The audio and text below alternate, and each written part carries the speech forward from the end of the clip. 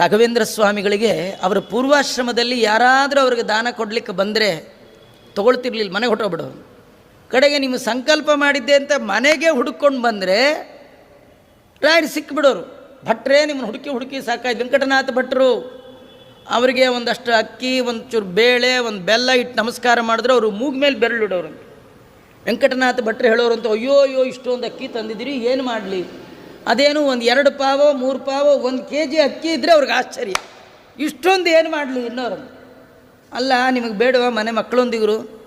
ಅಲ್ಲ, ಮನೇಲಿರೋದು 3 ಜನ, ನಾನು, ನನ್ನ ಹೆಂಡತಿ, ನನ್ನ ಮಗ, 3 ಜನಕ್ಕೆ 1 ಪಾವು ಸಾಕು, ಇನ್ನು ಇಷ್ಟೊಂದು ಏನು ಮಾಡಲಿ, ತೊಗೊಂಡು ಹೋಗ್ಬಿಡಿ ಅಂದರೆ ಅವ್ರು ಹೇಳೋರಂತೆ, ನಾಳೆಗಾಗತ್ತಲ್ಲ.